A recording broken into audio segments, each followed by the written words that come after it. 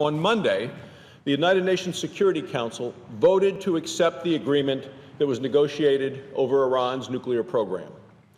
I think it's very telling that President Obama decided to take his plan to the United Nations before bringing it to the United States Congress.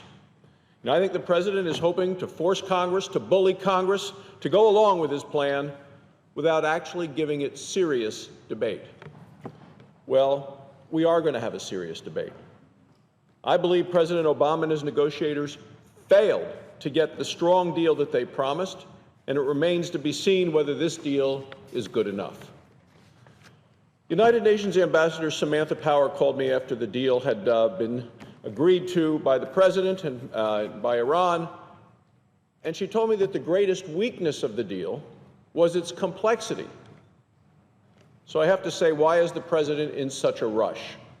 The American people have every right in the world to have their voices heard on this important issue. I was at home in Wyoming over the weekend, and I got an earful about why this deal is so bad and about the risk it poses to our own United States national security.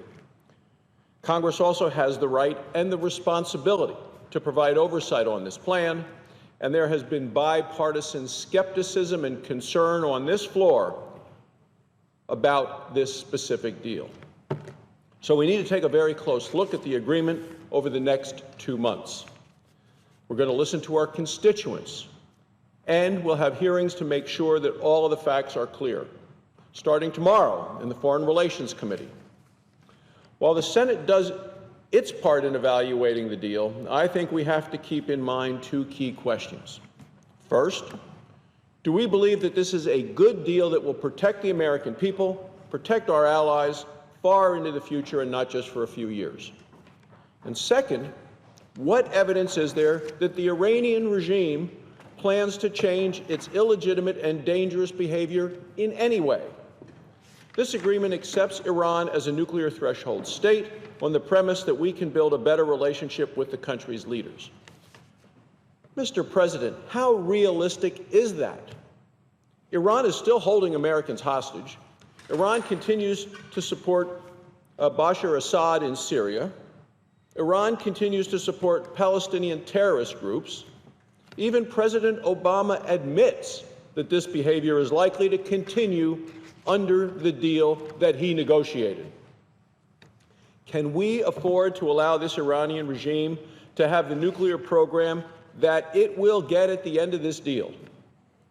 President Obama wants to put off the answer to this question until after he's left office. Congress needs the answer now. People on both sides of the aisle have raised many appropriate concerns about this deal. One issue is that before the agreement was announced, Iran had more than 19,000 centrifuges to enrich uranium.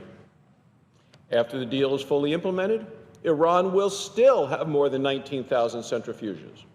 Not a single one will be dismantled under this agreement. Some of them may go into storage, some of them may be turned off, but eventually they can be brought back again and turned back on. More than 5,000 of them will continue to spin and to enrich uranium. Iran can continue to conduct research and development on more advanced centrifuges. It says right in the deal that, quote, Iran will continue testing advanced centrifuges, and it can actually manufacture them for specific purposes. Once the restrictions end, Iran can produce as many of these advanced centrifuges as it wants. They will have already done the work, and they will know how to build them and how to use them. President Obama had the leverage. He had the leverage to push for more on this point. Why didn't he use it? This deal doesn't dismantle a single centrifuge. It does dismantle the sanctions against Iran. There's another very real concern that a lot of people have. While it won't happen overnight, Iran is likely going to gain access to what will eventually amount to more than $100 billion. This massive injection of resources is ultimately a direct deposit into Iran's terrorism accounts. Why was there nothing in this agreement to stop Iran from using this money in ways that could harm America and our allies.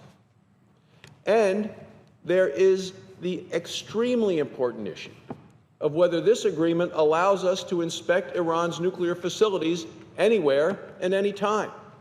President Obama said that's how we would verify that Iran was living up to its promises. Turns out that the reality is very different from what the White House has promised. Now the president said that inspections will have access where necessary, when necessary. That's a big difference. Who gets to decide what's necessary? Under the actual agreement, the International Atomic Energy Agency can request access to a location in Iran if it's worried. That's not anywhere, anytime. That's anywhere, anytime Iran chooses. Iran can refuse to give access to the site, and it gets 2 weeks to negotiate what inspectors can do. If the two sides can't work it out within 14 days, then the issue gets turned over to a commission of 8 countries in that part of the agreement. Then the commissioners have another 7 days to resolve the issue by a majority vote. After that, Iran gets another 3 days to comply. It's as much as 24 days in total. So we went from anywhere, anytime, 24/7 to 24 days. Now, a former deputy administrator at the National Nuclear Security Administration recently wrote an op-ed in the Wall Street Journal about this very subject. He said, 24 days is ample time for Iran to hide or destroy evidence. 24 days, which is what the president agrees to, is ample time for Iran to hide or destroy evidence.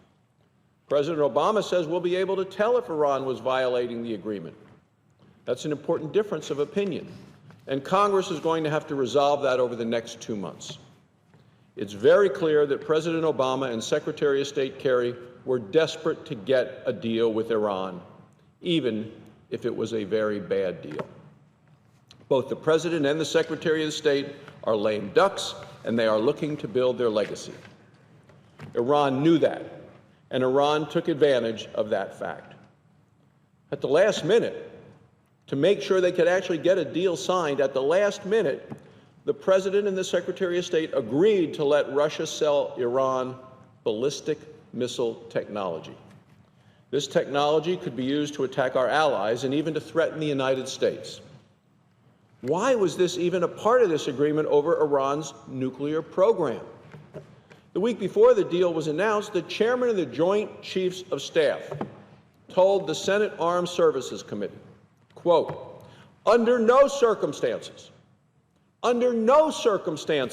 should we relieve pressure on Iran relative to ballistic missile capabilities and arms trafficking. So why did it end up as part of the deal? Why did the president, yet again, ignore the advice of his military commanders on this vital national security issue? At the end of the day, this deal does not take away Iran's pathway to a nuclear weapon. It merely gets Iran to promise that for the next few years it will walk down the path very slowly. President Obama may think that this deal is good enough to help his legacy. There are still a lot of questions about whether it is good enough to keep the American people safe and the rest of the world as well. Our goal all along should have been an agreement that was accountable, enforceable, and verifiable.